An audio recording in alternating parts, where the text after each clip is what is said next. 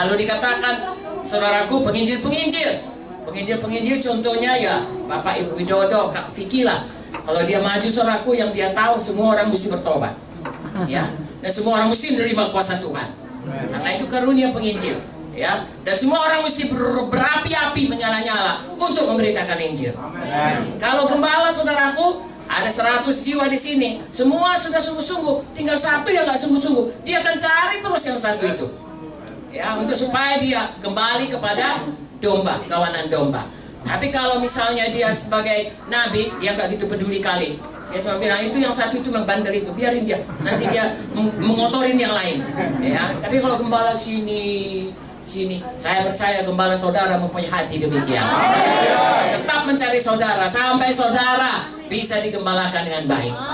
Ya, guru-guru, nah misalnya kalau guru-guru itu dia menerangkan dari kita nggak tahu menjadi tahu, dari bodoh menjadi pintar. Makanya saudara ikuti training, ya, supaya saudara tahu semua jalan Tuhan. Bertambah hari bertambah mengenal jalan Tuhan. Haleluya. Demikianlah saudaraku di dalam sidang Tuhan, ya, ada guru, ada diberikan Tuhan untuk apa? Untuk ayat 12 memperlengkapi kita untuk melakukan pelayanan. Saya ulangi lagi, semua kita ini ada pelayanan. Kalau saudara nggak tahu, tanya Bapak Gembala sidang saudara. Saya ini rasanya kok harus melayani, ya, berilah saya pengertian atau tugas di mana saya melayani. Kalau saudara tahu, misalnya saudara merasa saudara itu adalah seorang yang bisa memimpin KKS, beritahu sama Bapak, saya udah siap Pak untuk melayani dalam kelompok sel. Tolong Pak, saya supaya bisa menjalankan karunia saya, panggilan saya. Haleluya. Jadi tidak ada yang lumpuh.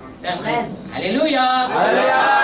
Semua, dan untuk itu harus dilengkapi, harus diajari, harus diberikan saudaraku, bahkan impartasi, ya, supaya bisa melakukan pekerjaan. Itu sebabnya saudara setia di sini, saudara terus di sini mau dimuridkan, dan saudara mau bersatu dan mau patuh, mau percaya kepada Tuhan Yesus dan kepada gembala saudara, maka saudara akan melihat saudara maju terus dalam panggilan saudara. Haleluya. Ayat 13 kita baca, sampai kita semua telah mencapai kesatuan iman, pengetahuan yang benar tentang anak Allah, kedewasaan penuh, tingkat pertumbuhan sesuai dengan kepenuhan Kristus, sehingga kita bukan lagi anak-anak yang diombang-ambingkan oleh rupa-rupa pengajaran, oleh permainan palsu manusia, dalam kelicikan mereka yang menyesatkan. Saudaraku, yang paling mudah disesatkan atau ditipu adalah orang yang masih anak-anak. Coba saudara lihat anak-anak di TV banyak dikatakan ada ya predator, ya. Mengapa anak-anak itu mau ditipu? Karena diiming-iming, iming-iming uang, iming-iming bonbon, apa namanya, permen, ya, bonbon itu Medan, ya. Permen, ya, diiming-iming saudaraku, tapi karena dia masih anak-anak, dia tidak tahu, akhirnya bisa ditipu. Itu sebabnya kita harus semua mau dilengkapi oleh pemimpin kita, supaya kita bertumbuh seperti katakan, menjadi dewasa secara rohani, tidak bisa dipermain-mainkan. Jangan sesat. Apa saja yang mengaku Kristen, tapi sebenarnya menarik kita keluar daripada kebenaran. Kita sudah tahu karena kita sudah dilengkapi, sudah diajari, sudah dijadikan dewasa oleh pemimpin. Haleluya. Relakan diri saudara untuk diajari, untuk dididik, untuk diperlengkapi, untuk diajari melayani. Setialah selalu, haleluya, sungguh-sungguh hati.